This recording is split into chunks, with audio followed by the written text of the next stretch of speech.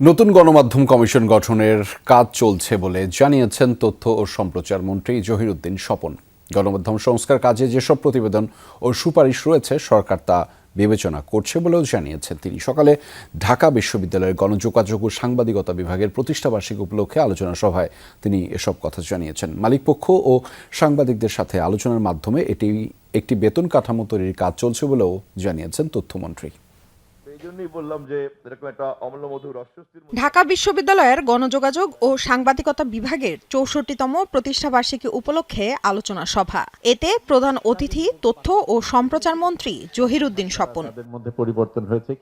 উপস্থিত ছিলেন ঢাকা বিশ্ববিদ্যালয়ের উপাচার্য, বিভাগের শিক্ষক, শিক্ষার্থী, বিশিষ্ট জনসহ জ্যেষ্ঠ সাংবাদিকরা। তাদের মতে, সাংবাদিকতাকে গণতন্ত্র ও জনকল্যাণে কাজে লাগাতে চাইলে বুদ্ধিবৃত্তিক কাজ করতে হবে। তারা অনেক সময় বলেন এটা নেই, এই রকমের বাধা আছে, এই রকমের সমস্যা আছে। আমি গ্রহণ করি, সবগুলি গ্রহণ করি। সবকিছু যদি ঠিক থাকতো তাহলে বোধহয় সাংবাদিকের প্রয়োজন থাকতো না। সাংবাদিকতা যদি একটা বুদ্ধিভিত্তিক রাজনৈতিক দায়িত্ব হয়, তাহলে এই প্রশ্নটা আমাদের নিজেদেরকে, সমাজকে করতে হবে। ইউরগেন হাবারম্যাসের গণপরিষদ ধারণাও আজ ইপিস্টেমোলজিক্যাল সংকটে। এ সময় ঢাকা বিশ্ববিদ্যালয়ের উপাচার্য বলেন, যোগ্যতা সম্পন্ন ও দক্ষ সাংবাদিক ছাড়া রাষ্ট্র বিনির্মাণ সম্ভব নয়। তবে হঠাৎ বনে যাওয়া সাংবাদিকদের প্রতিরোধ করতে হবে। তাদের লেখনী, কলম, সেই কলমের মাধ্যমে দেশের, সমাজের বিশাল পরিবর্তন ঘটাতে পারে। যদি সে সাংবাদিকতা বস্তুনিষ্ঠ হয়, সত্য সংবাদ পরিবেশন করে, হলুদ সাংবাদিকতা না হয়, সমাজ পরিবর্তনে এই লেখনীর বিশাল ভূমিকা। তথ্য ও সম্প্রচার মন্ত্রী জহিরুদ্দিন স্বপনের দৃষ্টিতে অপতথ্য প্রতিরোধই এখন গণমাধ্যমের সবচেয়ে বড় চ্যালেঞ্জ। জানান, সাংবাদিকতাকে একটি সুরক্ষিত পেশা হিসেবে দাঁড় করাতে কাজ করছে সরকার। অপতথ্য এখন সবচেয়ে বড় চ্যালেঞ্জ।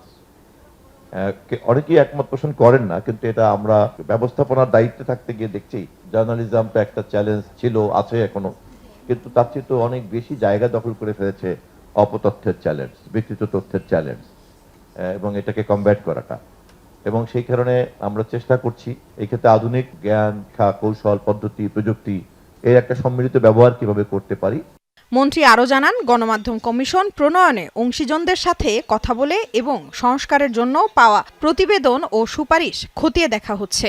মালিক ও সাংবাদিক পক্ষের সাথে সম্মিলিত আলোচনা করে নির্দিষ্ট বেতন কাঠামো তৈরির কথাও বলেন তিনি।